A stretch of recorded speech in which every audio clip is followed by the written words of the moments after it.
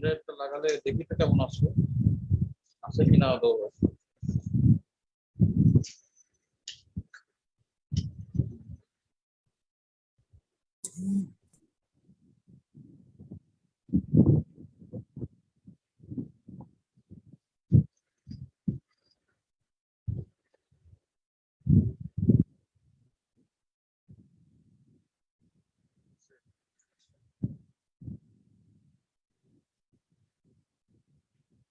Open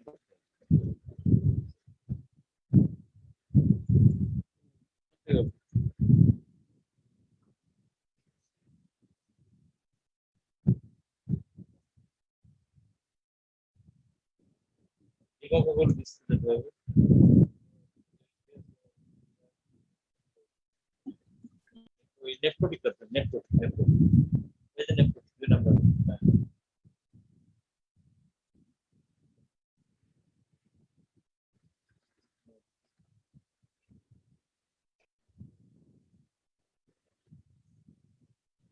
আগে একটা topic শেষ করি, তারপরে একটু পরে বলবো, না?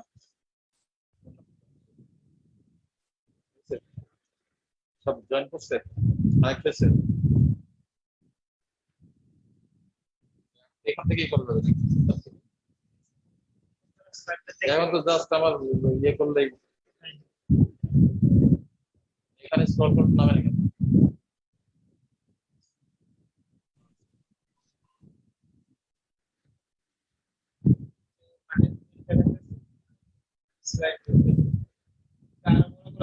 Hello, can you hear me? Hello, can you hear me? শুনতে পাচ্ছ সবাই? Good morning. I'm late due to the heavy traffic jam. I was in very much traffic jam. এই জন্য দেরি হয়ে গেল, সরি। তো আজকের যে টপিক দেখতে পাচ্ছ, একটা নেফ্রোটিক সিনড্রোম টপিকটা পড়ানো হবে। আর এর আগে একটু অ্যাডাল্ট পলিসিস্টিক কিডনি ডিজিজ নিয়ে একটু আলোচনা করবো। 40 মিনিটে মনে হয় হয়ে যাবে অ্যাডাল্ট পলিসিস্টিক কিডনি ডিজিজ। এরপরে আমরা নেফ্রোটিক সিনড্রোমটা ডিসকাস করবো যদি টাইম থাকে ইনশাআল্লাহ। পলিসিস্টিক কিডনি ডিজিজ যেটা মানে অনেকগুলো সিস্ট বলা হচ্ছে যে polycystic kidney disease that is multiple cyst in the both kidneys. দুই কিডনিতে অনেকগুলো সিস্ট থাকে, কিডনির সাইজে বড় হয়ে যায়। প্যাথোলজিক্যাল যদি দেখা যায় যে মাল্টিপল সিস্ট দুই কিডনিতে থাকে, এটাকে বলা হচ্ছে অ্যাডাল্ট পলিসিস্টিক কিডনি ডিজিজ। এবং এটা প্রিভ্যালেন্স 1:1000, মানে হাজারে একজনের এই রোগটা হয়। এবং এটা ইনহেরিটেড অ্যাজ অটোজোমাল ডমিনেন্ট ট্রেট বলা হয়। অটোজোমাল ডমিনেন্ট, কখনো কখনো জিজ্ঞেস করা হয় অ্যাডাল্ট পলিসিস্টিক কিডনি ডিজিজ কি ধরনের ডিজিজ। এটা কিন্তু এই ধরনের মানে মেন্ডেলিয়ান ডিসঅর্ডারের মধ্যে পড়ে যায়, অটোজোমাল ডমিনেন্ট ট্রেট। এবং এখানে বলা হচ্ছে যে মিউটেশন হয়। হ্যালো, শুনতে পাচ্ছ না? Hello, Yes, sir. ওকে ওকে। Yes, sir. Adult polycystic kidney disease যে মিউটেশন, এটা তো বললাম যে এটা এক ধরনের অটোজোমাল ডমিনেন্ট ট্রেট, যেটা যে দুই ধরনের মিউটেশন হয়। PKD1 PKD2 বলা হয়, মানে পলিসিস্টিক কিডনি ডিজিজ 1 জিন এন্ড পলিসিস্টিক কিডনি ডিজিজ 2 জিন, দুইটা জিন আছে, সেখানে মিউটেশন হয়। এবং 85%ই বলা হচ্ছে 85% PKD1 mutation. PKD1 mutation 85% and PKD2 mutation accounts for 15%. এরপরে একটা কথা হলো ESRD accounts occurs in approximately 50% of patients. Ultimate যে ফেট, পলিসিস্টিক কিডনি ডিজিজের আলটিমেট ফেট হচ্ছে renal failure. Chronic renal failure হয়ে একদম ESRD তে চলে যায়। ESRD মানে এন্ড স্টেজ রেনাল ডিজিজ, আগে বলা হয়েছে কিন্তু সিকেডি তে মনে করে দেখো, stage 5 that requires renal replacement therapy, that is dialysis or renal transplantation. তো সেটা 50% এর পেশেন্টের ক্ষেত্রে এটা হয়। আমরা দেখেছি যেগুলা, আমিও বাস্তবে যেগুলো দেখেছি, যে সমস্ত কেস আমাদের পরিচিত ডক্টরও আছে এর মধ্যে, তারা সবাই আলটিমেটলি রেনাল রিপ্লেসমেন্ট থেরাপি যেতে হয়েছে at the stage of 5, that is stage 5 মানে ESRD।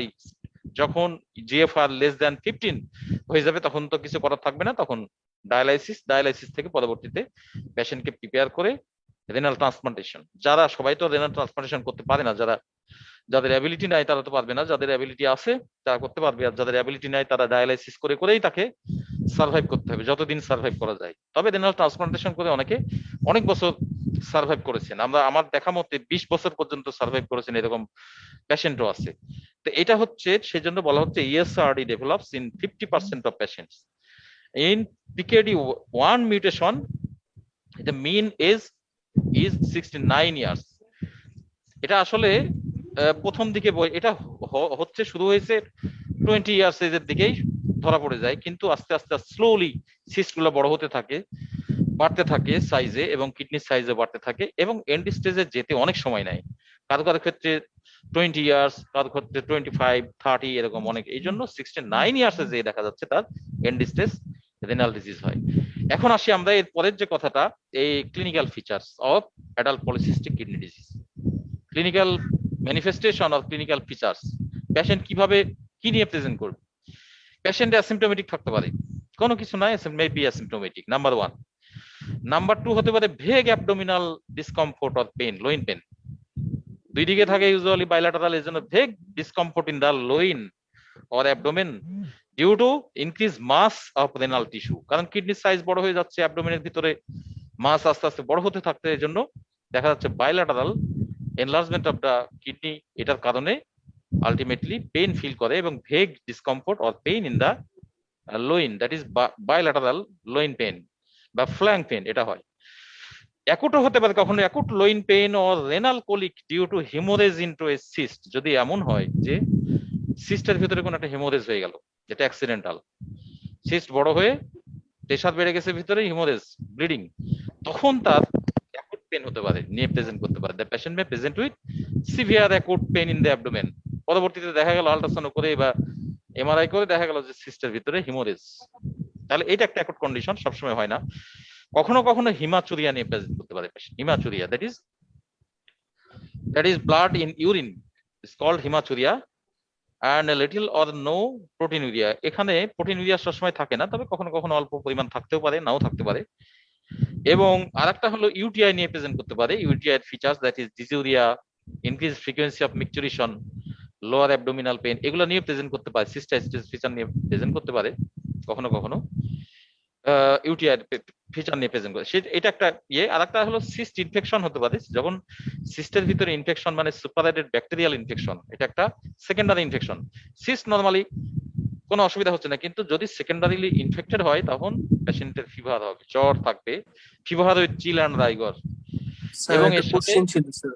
হ্যাঁ হ্যাঁ বলো। স্যার সিস্ট জিনিসটা কি স্যার? সিস্ট হলো ফ্লুইড কন্টেনিং একটা ব্লিস্টার, এরকম একটা বলা হয় সিস্ট। মানে একটা চিন্তা করো যে একটা বেলুনের মতো জিনিস বা একটা থলের মতো জিনিস, তার ভিতরে পানি ভরা আছে, এর একটা মেমব্রেন থাকে, মানে কাভারিং থাকে, বাইরের দিকে আউটার কাভারিং, এবং কখনো কখনো ডাবল মেমব্রেনও থাকে, আউটার লেয়ার, ইনার লেয়ার, এবং এর ভিতরে ফ্লুইড, ওয়াটারি ফ্লুইড, সেটাই হলো সিস্ট। ঠিক আছে? ছোট জি ছোট স্যার। সিস্ট যেগুলো ব্লিস্টারের মতো, আর এগুলো বুলার মতো অনেক বড় বড় সিস্ট, এটা কিডনিতে থাকে, সেটা হলো সিস্ট। সিস্ট তো জানা উচিত, তোমার আগে থেকে জানা উচিত ছিল, কারণ এটা তো সার্জারিতে পড়ানো হয় সিস্ট। এই সমস্ত সিস্ট গুলা যদি কিডনিতে হয় তখনই মাল্টিপল সিস্ট, তখন বলা হচ্ছে পলিসিস্টিক কিডনি ডিজিজ। এবং এটা বলছিলাম যে অটোজোমাল ডমিনেন্ট ডিসঅর্ডার। এরপরে আসি আমরা, তাহলে আর কি কি হতে পারে। রেনাল ফেলিওরের ফিচার নিয়ে প্রেজেন্ট করতে পারে পেশেন্ট, এবং পেশেন্টের আমরা যদি প্রেশার মেজার করি অন এক্সামিনেশন, তাহলে পেশেন্টের হাইপার টেনশন থাকতে পারে। এটা একটা কারণ, গুরুত্বপূর্ণ ইয়ে, যে হাইপার টেনশন, মানে সেকেন্ডারি হাইপার টেনশনের একটা কজের মধ্যে এটা আছে। সেকেন্ডারি হাইপার টেনশনের অনেক ধরনের কজ আছে, তার মধ্যে রেনাল কজ যেগুলা, acute glomerulonephritis, renal artery stenosis and this polycystic kidney disease, এই তিনটা কারণ হচ্ছে সেকেন্ডারি হাইপারটেনশনের কারণ। তাহলে আমরা এখানে হাইপারটেনশন পাই, এবং গ্র্যাজুয়ালি প্রেশারটা বাড়তে থাকে বয়স বাড়ার সাথে সাথে, এবং আলটিমেটলি রেনাল ফেলিওরে চলে যায়। এরপরে আমরা যদি অ্যাবডোমেন এক্সামিন করি, তাহলে দেখা যাবে নোডুলার পালপেবল কিডনি, মানে দেখো যদি বাইলাটারাল আমরা যে লোইন বা ফ্ল্যাঙ্ক, এখানে লাম্বার রিজিয়নে যদি পালপেশন করি, দেখা যাবে কিডনিটা enlarge, both kidneys are enlarged due to cystic swelling, enlarge হয়ে গেছে, এবং এটা পালপেবল, কখনো কখনো টেন্ডার থাকে। Nodular palpable kidney. এখানে আরো কিছু কথা আছে, যেটা হলো অ্যাসোসিয়েশন উইথ পিকেডি, মানে পলিসিস্টিক কিডনি ডিজিজের সাথে আর কি কি অ্যাসোসিয়েশন থাকে। যে একজনের পলিসিস্টিক কিডনি ডিজিজ আছে, তার লিভারের সিস্ট থাকতে পারে, হেপাটিক সিস্ট বলা হয়। Associated with 30% patients with PKD also have hepatic cyst. Important জানতে হবে। আরেকটা হচ্ছে আরেকটা অ্যাসোসিয়েশন হতে পারে ব্রেনের এরকম সিস্ট থাকতে পারে বেরি অ্যানিউরিজম হয়ে ফর্মে। Berry aneurysm may occur in the cerebral vessel are an associated feature in about 5% of patients with polycystic kidney disease. Berry aneurysm, aneurysm তো বুঝো, অ্যানিউরিজম মানে ডাইলেটেশন, ভেসেল গুলা ওখানে ডাইলেটেশন হয়ে যায় এবং কখনো কখনো এটা রাপচার হতে পারে। রাপচার হলে তো হিমোরেজিক স্ট্রোক, সেটা ডেঞ্জারাস। তাহলে অ্যাসোসিয়েশন আর একটা 5% ক্ষেত্রে বেরি অ্যানিউরিজম ইন দা ব্রেন। আর এর আগের যে অ্যাসোসিয়েশনটা বললাম হেপাটিক সিস্ট, তাহলে পলিসিস্টিক কিডনি ডিজিজের সাথে সাথে এটা অ্যাসোসিয়েশন ইউজুয়ালি থাকে। 70% ক্ষেত্রে কিন্তু হেপাটিক সিস্ট থাকে, লিভারে সিস্ট থাকে। নাও কাম ইনটু ইনভেস্টিগেশন। এখন আমরা কি ইনভেস্টিগেশন, এতক্ষণ ক্লিনিক্যাল ফিচার আলোচনা করলাম, অ্যাসোসিয়েশন আলোচনা করলাম, ডেফিনিশন এগুলো সব বলা হয়েছে এবং প্রিভ্যালেন্স কি ধরনের ডিজিজ এটা বলা হয়েছে, অটোজোমাল ডমিনেন্ট। এখন আমরা how to investigate a case of suspected PKD, that is polycystic kidney disease. Number 1 investigation is ultrasonography, very important. আল্ট্রাসোনোতেই বোঝা যায় বেশিরভাগ ক্ষেত্রে। যদি 4D আল্ট্রাসোন এখন যেটা বের হয়েছে 2D 3D 4D, তো 4D আল্ট্রাসোনেতে পরিষ্কার বলে দিতে পারে কতটা সিস্ট, কোথায় সিস্টের diameter, kidney size, everything describe করতে পারে। তাহলে ultrasono is the number 1 diagnosis of choice. 95% cases can be detected by ultrasonogram only. But there are some other investigation like MRI. MRI imaging more sensitive and specific. MRI 100% বলে, ওখানে যেমন 95% বললাম, এখানে 100%। এত গুরুত্বপূর্ণ। তবে MRI is costly, but ultrasound is a cheap investigation. সেজন্য MRI তো আমরা সবাইকে দিতে পারছি না। তবে MRI যদি করি আমরা অ্যাবডোমেনের MRI দিব, এখানে কি বিশেষ করে কিডনি, লিভার এই দুইটাই দেখবে। কিডনিতে দেখা যাবে যে মাল্টিপল সিস্ট প্রেজেন্ট এবং অ্যাসোসিয়েশন যদি থাকে তার লিভারের সিস্ট, তাহলে সেটাও আমরা এখানে ডিটেক্ট করে ফেলতে পারবো ইজিলি। MRI গেল। এছাড়া মলিকুলার ডায়াগনোসিস, যে আমি বলছিলাম যে PKD1 জিন এন্ড PKD2 জিন, এটার যে স্ক্রিনিং করে আমরা genetic screening for PKD1 and PKD2 জিন, মানে জেনেটিক স্টাডি, এটা জেনেটিক স্ক্রিনিং সেটা করে বের করা যায়। বলছিলাম যে PKD1 85% ক্ষেত্রে PKD1 হয়, পলিসিস্টিক কিডনি ডিজিজ 1 জিন যেটা রেসপন্সিবল, আর PKD2 যেটা এটা হলো 15%। তাহলে সেক্ষেত্রে জেনেটিক স্ক্রিনিং করে আমরা বের করতে পারি। এছাড়া রেনাল ফাংশন টেস্ট করতে পারি। রেনাল ফাংশন টেস্ট করলে ইউজুয়ালি দেখা যায় যে তার সিরাম ক্রিয়েটিনিন হাই হবে, গ্রাজুয়ালি বাড়তে থাকবে, সিকেডিতে যেমন হয়। তার ব্লাড এরিয়া বেড়ে যাবে, সিরাম ইলেকট্রোলাইটের চেঞ্জ আসতে পারে, হাইপারক্যালিমিয়া মে বি প্রেজেন্ট, সিরাম ইলেকট্রোলাইটের জন্য করা হয়। এছাড়া যেটা করা হচ্ছে যে EGFR নামে একটা পরীক্ষা আছে, EGFR গ্লোমারুলার ফিল্ট্রেশন রেট। এটা করলে দেখা যায় যে বিভিন্ন যে কোনো স্টেজে থাকতে পারে, স্টেজ 3 থাকতে পারে, স্টেজ 4 বা স্টেজ 5 যেটাই হোক না কেন, সেটা আমরা ডিটেক্ট করতে পারি যে কোন স্টেজে রেনাল ফেলিওরে আছে, যাতে করে ফার্দার প্ল্যান করা যায়, নেক্সট প্ল্যান করা যায়, যাতে করে তার পেশেন্টের রেনাল রিপ্লেসমেন্ট থেরাপি লাগবে কিনা, তার ডায়ালাইসিস লাগবে কিনা বা রেনাল ট্রান্সপ্লান্টেশন, সে বিষয়ে এখানে একটা ধারণা পাওয়া যায়। তো এখানে একটা গুরুত্বপূর্ণ কথা আছে, সেটা অনেক সময় পরীক্ষায় জিজ্ঞেস করা হয় যে খুব ভালো পারে, যে পলিসিস্টিক কিডনি ডিজিজের ক্ষেত্রে অ্যানিমিয়া হয় কিনা। এমনি আমরা জানি যে renal failure, polycystic kidney disease হয়ে তো আস্তে আস্তে রেনাল ফেলিওর হচ্ছে, সিকেডিতে অ্যানিমিয়া মাস্ট থাকতেই হবে, সবসময় অ্যানিমিয়া থাকে, এটা প্রেজেন্ট থাকবে। এটা অ্যানিমিয়া নিয়ে অনেক কথা বলা হয়েছে লাস্ট ক্লাসে, যে কি কারণে অ্যানিমিয়া হয়, ইরিথ্রোপয়েটিন ডেফিসিয়েন্সির কারণে। কিন্তু পলিসিস্টিক কিডনি ডিজিজে অ্যানিমিয়া থাকে না, বরং উল্টা থাকে পলিসাইথেমিয়া। এটা একটা exception. In case of CKD due to polycystic kidney disease, CKD এর একটা কজ, কিন্তু এটা ক্রনিক কিডনি ডিজিজের আমরা বলছিলাম ক্রনিক রেনাল ফেলিওর একটা কারণ হলো PKD, that is polycystic kidney disease. কিন্তু এই পলিসিস্টিক কিডনি ডিজিজে কোনো অ্যানিমিয়া থাকে না, বরং পলিসাইথেমিয়া থাকে। তাহলে এটা একটা গুরুত্বপূর্ণ। CBC তে আমরা পলিসাইথেমিয়া পাবো, যে রেনাল ফেলিওর কিন্তু এখানে অ্যানিমিয়া হচ্ছে না, কারণ এখানে ইরিথ্রোপয়েটিন ঠিকই সিক্রেশন হয়, সেজন্য আরো বেশি সিক্রেশন হয়, কখনো কখনো সিস্ট বেশি থাকে, কিডনি সাইজ বড় হয়ে যায়, কারণে সেই কারণে এটা হয় না anaemia.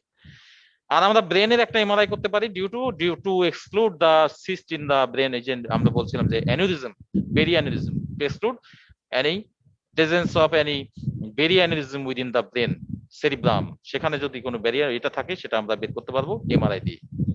Last investigation IVU, excretory function দেখার জন্য আমরা ইন্ট্রাভেনাস ইউরোগ্রাম বা ইউরোগ্রাফি সেটাও করতে পারে। তাহলে এতগুলো ইনভেস্টিগেশন আছে। এর মধ্যে গুরুত্বপূর্ণ ইনভেস্টিগেশন মেনলি তিনটা, যেটা আল্ট্রাসোনোগ্রাফি, এমআরআই আর মলিকুলার বা জেনেটিক স্টাডি যেটা। আর রেনাল ফাংশন তো সবার ক্ষেত্রে করতে একটা নন স্পেসিফিক, এটা স্পেসিফিক না। আর ব্রেনের ক্ষেত্রে যেটা বললাম সবার ক্ষেত্রে করতে হবে তা না, কারণ 5% ক্ষেত্রে ব্রেনে থাকে ভেরিয়ানিজম, অনেক সময় করাই হয় না, সবার থাকে না, 95% এর ক্ষেত্রে থাকে না। তাহলে মেন হলো তিনটা ইনভেস্টিগেশন, এছাড়া সবগুলো বলতে পারলে আরো ভালো। নাও ম্যানেজমেন্ট, এটা তাড়াতাড়ি শেষ করে দিয়ে আমরা নেফ্রোটিক সিন্ড্রোমে যাব। এই দুইটা টপিক আজকে শেষ করলে আমরা আর প্রায় শেষ পর্যায়ে চলে আসবো এনে নেফ্রোলজি। তাহলে ম্যানেজমেন্ট, এখন আসি আমরা ম্যানেজমেন্টের ক্ষেত্রে।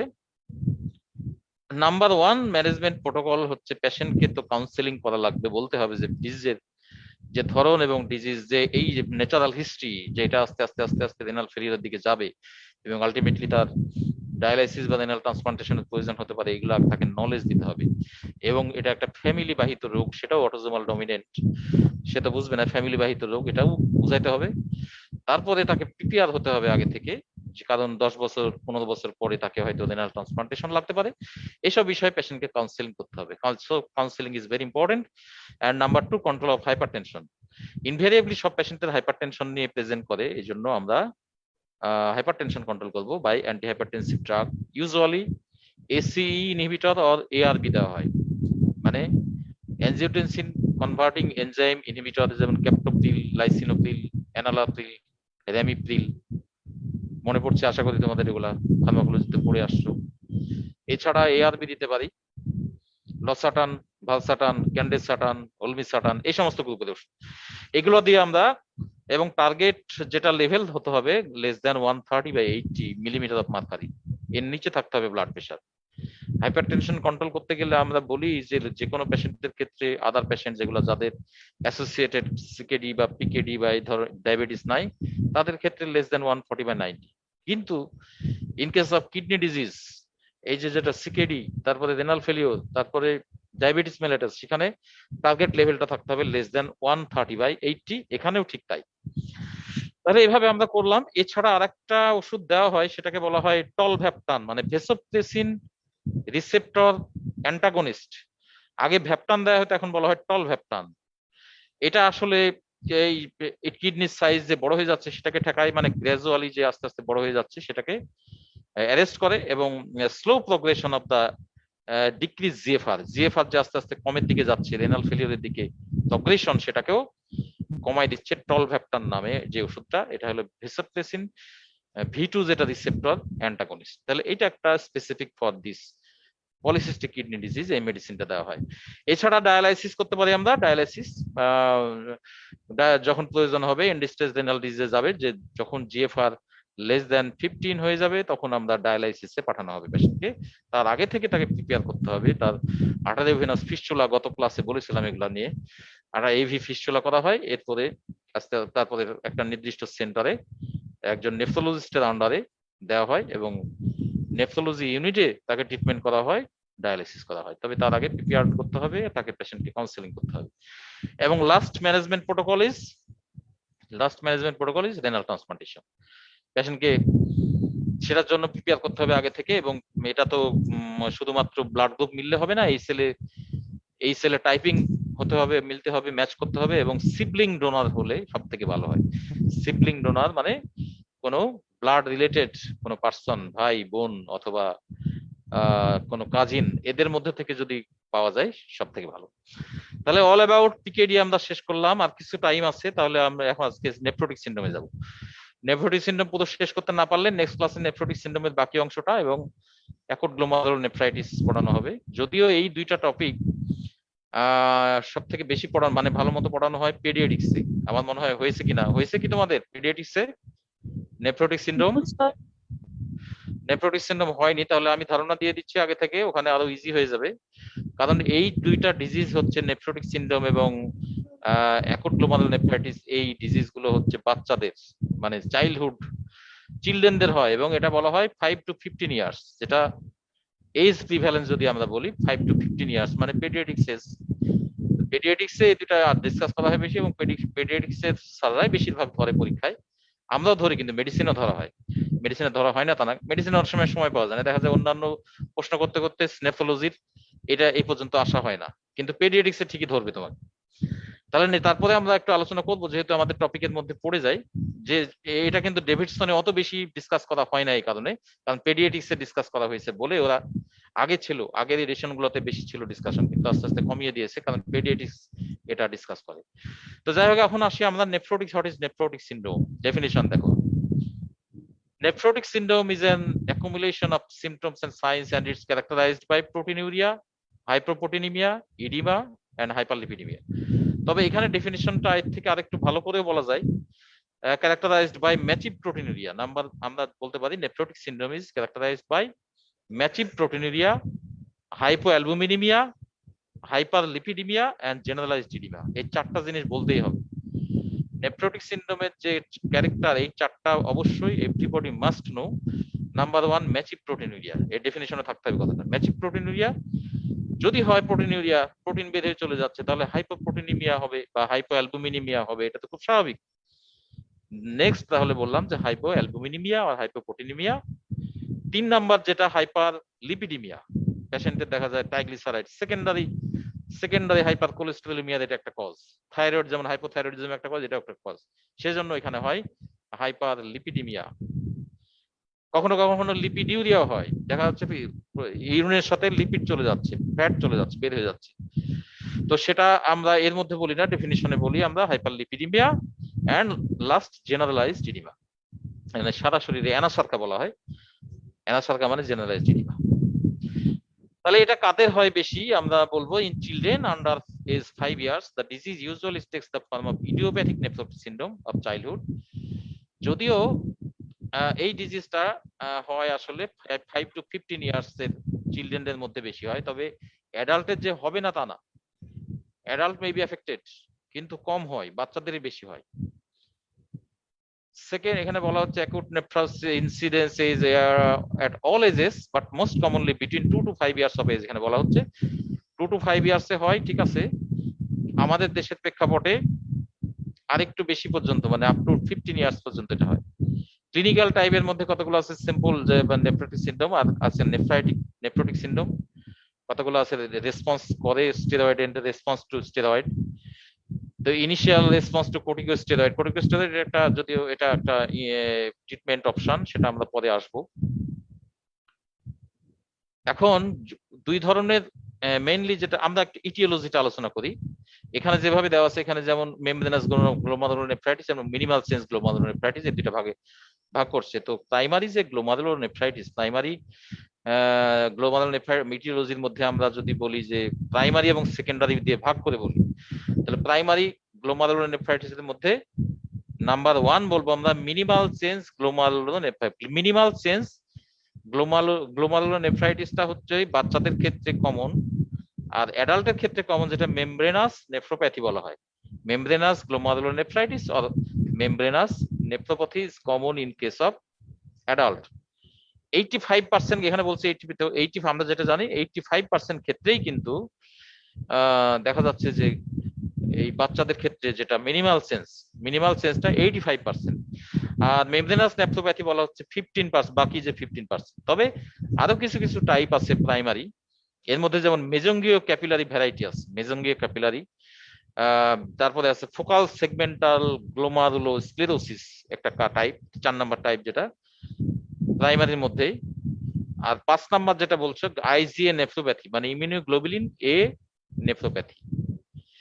এগুলা হচ্ছে কারণ ইটিওলজি, যেটা আমি আলোচনা করছিলাম, বলতে যে এত কথা আসছে। তাহলে প্রাইমারির মধ্যে এইগুলা যে মিনিমাল চেঞ্জ, তারপরে মেমব্রেনাস, তারপরে বললাম যে ফোকাল সেগমেন্টাল গ্লোমারুলোস্ক্লেরোসিস, আর হচ্ছে আইজিএ নেফ্রোপ্যাথি, আর mesangial capillary proliferative গ্লোমারুলোনেফ্রাইটিস।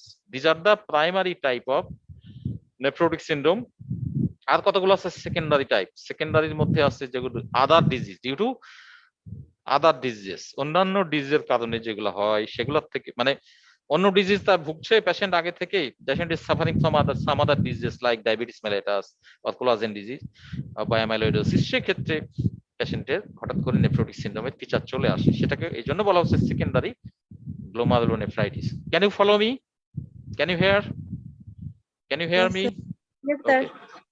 Okay, now secondary, what are the causes of secondary glomerulonephritis? আমি একটু তাড়াতাড়ি বলছি কারণ এই টপিকে আমি শেষ করতে চাচ্ছি আজকে, এমনি টাইম চলে গেছে, যদিও 40 মিনিটস আমি ক্লাস নিব ইনশাল্লাহ।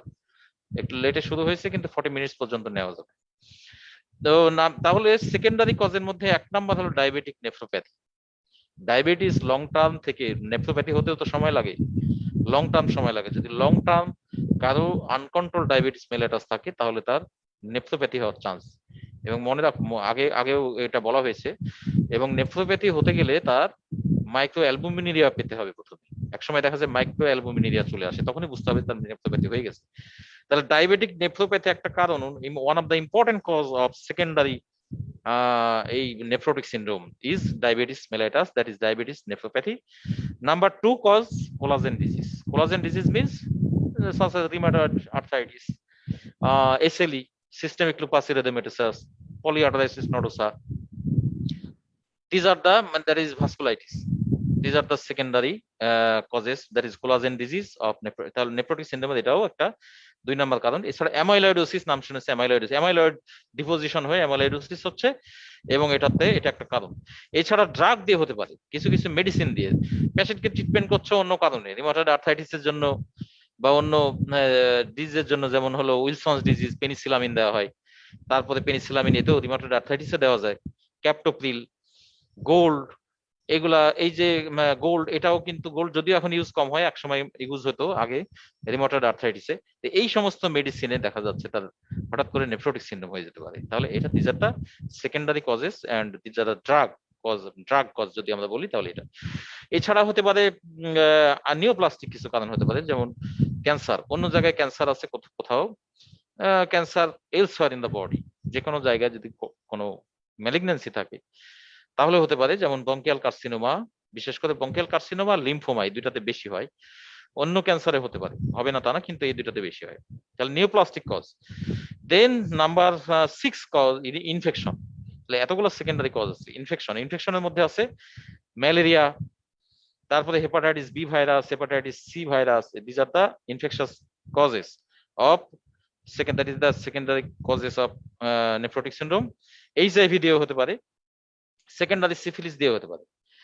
এত কিছু ইনফেকশন আছে। তাহলে malaria, hepatitis B, hepatitis C থেকে শুরু করে আমরা বললাম যেটা HIV, secondary syphilis, this all are the secondary causes of nephrotic syndrome.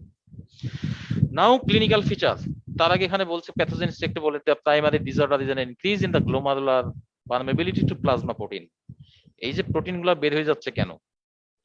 Negatively charged, কিন্তু দেখা যাচ্ছে যে এগুলা পোর সাইজ গুলা, যেটা আটকে রাখার কথা ছিল প্রোটিন গুলাকে, প্রোটিন এটা সার্কুলেশনে পাঠিয়ে দেবে, আর যেটা এক্সক্রিটরি প্রোডাক্ট এবং ওয়াটার, ইউরিন, এগুলাকে পাঠিয়ে দেবে মানে আলটিমেটলি এক্সক্রিশনের জন্য, সেটা না করে আলটিমেটলি দেখা যাচ্ছে যে প্রাইমারি ডিসঅর্ডার এখানে গ্লোমারুলার পারমেবিলিটি বেড়ে যাচ্ছে, সে কারণে প্রোটিনটা লস হয়ে যাচ্ছে, ওই দিক দিয়ে প্রোটিন বেড়ে যাচ্ছে।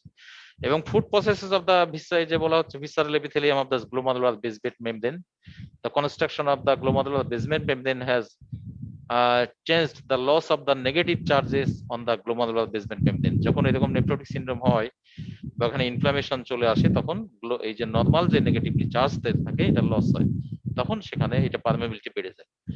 এটা আন্ডারলাইং প্যাথোজেনেসিস বলা হচ্ছে যে unknown, but evidence strongly supports the importance of immune mechanism এখানে দায়ী। তো প্যাথোফিজিওলজিতে বলা হচ্ছে যে প্রোটিনিউরিয়া, একটু আগে বলা হয়েছে proteinuria, highly important change of pathophysiology. Hyperproteinaemia একটু আগে তো বলছে, সেটা ডেফিনিশনের সময়। ইডিমা, ইডিমাটা হবে পিটিং ইডিমা, তবে oedema first appears in face.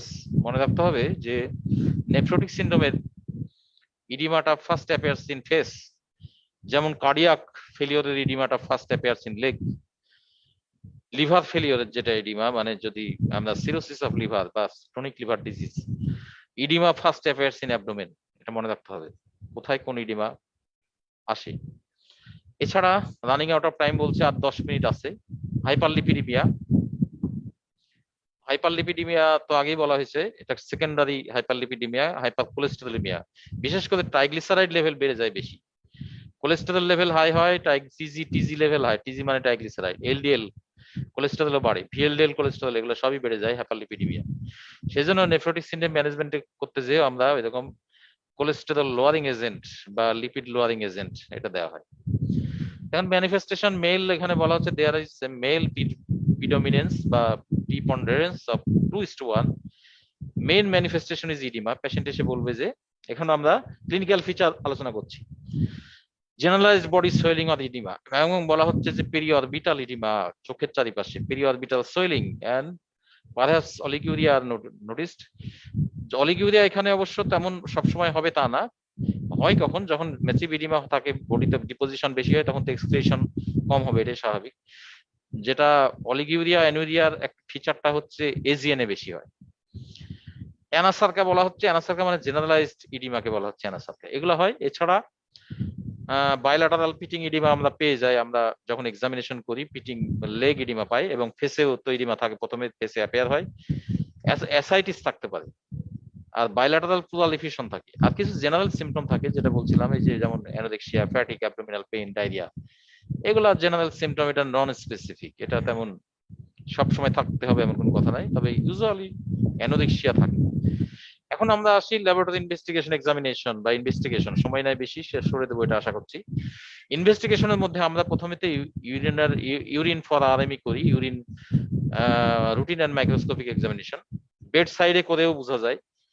Bed সাইডে একটা টেস্ট করা হয়, এইচসিটি বলা হয়, হিট কোয়াগুলেশন টেস্ট, তোমরা করেছো মনে হয়, মনে আছে heat coagulation test? Heat coagulation test bed সাইডে করা যায়, পেশেন্টের ইউরিন নিতে হবে, ইউরিন নিয়ে যদি এটাকে আমরা হিট দিতে থাকি তাহলে এক সময় দেখা যাবে যে কোয়াগুলেশন হয়ে গেছে, ওইটাকে হিট কোয়াগুলেশন টেস্ট। একটা টেস্ট টিউবের 2/3 পর্যন্ত নিয়ে এটা করা হয় বেড সাইডে, ইজি টেস্ট। কখনো কখনো এরকম বেড সাইডে আমরা ডায়াগনোস করে ফেলতে পারি যে প্রোটিনিউরিয়া আছে কিনা, যদিও প্রোটিনিউরিয়া অন্য কারণেও থাকে, তবে ম্যাসিভ প্রোটিনিউরিয়া থাকে হচ্ছে nephrotic syndrome. Mild to moderate proteinuria present in case of AGN, acute glomerulonephritis, but massive proteinuria in case of in this nephrotic syndrome. সেজন্য কত প্রোটিনিউরিয়া যে কতখানি সেটা বের করার জন্য যেটা করা হয় সেটা হচ্ছে ইউরিনারি টোটাল প্রোটিন করা, 24 আওয়ার্স টোটাল ইউরিনারি প্রোটিন, এটাকে বলা হয় সংক্ষেপে ইউটিপি। এটা যেটা দেখানো হচ্ছে ইউটিপি মানে urinary total protein, that is 24 hours. এই জন্য 24 আওয়ার্স এর ইউরিন জমিয়ে রাখতে হবে, তারপরে এটা ল্যাবে পাঠাতে হবে, সেখানে কোয়ান্টিটেটিভ এস্টিমেশন হবে, মানে কতখানি প্রোটিন পাওয়া যাচ্ছে ইউরিনে টোটাল। যদি 3.5 মোর দ্যান 3.5 গ্রাম হয় তাহলে বুঝতে হবে দিস ইজ নেফ্রোটিক সিনড্রোম। মানে নেফ্রোটিক রেঞ্জ, নেফ্রোটিক রেঞ্জ আমরা কখন বলি? when the protein becomes greater than 3.5 gram per 24 hours, that is nephrotic range proteinuria। তাহলে এটা শিওর, এটা এই জন্য ইউটিপি করা হয়, পেশেন্টকে একটা কন্টেনার দেওয়া হবে, এই কন্টেনারে বলতে হবে যে 24 ঘন্টার প্রস্রাব জমিয়ে রাখতে হবে, তারপরে এটাকে ল্যাবরেটরিতে পাঠাতে হবে, আমরা ওয়ার্ডে করি এটা অনেক সময়, তখন এটা রিপোর্ট যদি এরকম আসে তখন আমরা ধরে ফেলি যে এটা প্রোটিনিউরিয়া। তাহলে ডায়াগনোসিস ইনভেস্টিগেশন খুব একটা কঠিন কিন্তু না কনফার্ম করা, এটা কনফার্ম একটা ডায়াগনোসিস।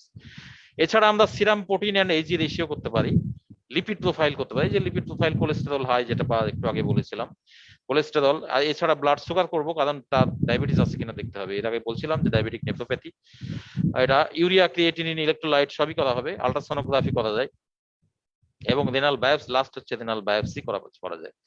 আর যেটা চেস্ট এক্সরে, অ্যান্টিনিউক্লিয়ার অ্যান্টিবডি, এইচবিএসএজি, এগুলো করা যায় two exclude secondary causes. Secondary যে সমস্ত কারণ আমি বলেছিলাম তার মধ্যে দেখো বলেছিলাম কিছু ইনফেকশন, এর মধ্যে আছে hepatitis B virus, hepatitis C virus, secondary syphilis, তাহলে এইগুলা আমরা করতে পারি। এই সমস্ত অ্যান্টিনিউক্লিয়ার অ্যান্টিবডি, এইচবিএসি, তারপরে যেমন এসএলই বলেছিলাম, এই জন্য অ্যান্টিনিউক্লিয়ার অ্যান্টিবডি, অ্যান্টিডিএসডিএনএ, এইচবিএসএজি, অ্যান্টি-এইচসিভি মানে হেপাটাইটিস সি ভাইরাস এক্সক্লুড করার জন্য, তারপরে এইচআইভি স্ক্রিনিং, এটা করা যায়।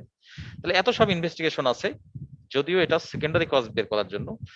আর প্রাইমারির জন্য যেটা আগে বলেছিলাম, এটা যে আসলে নেফ্রোটিক সিনড্রোম কিনা সেটা আমাকে বের করতে হবে, সেটার জন্য যেগুলা বললাম সেগুলা ইনভেস্টিগেশনের মধ্যে number 1 investigation urine RME and total 24 hours urinary protein, আর এই লিপিড প্রোফাইল।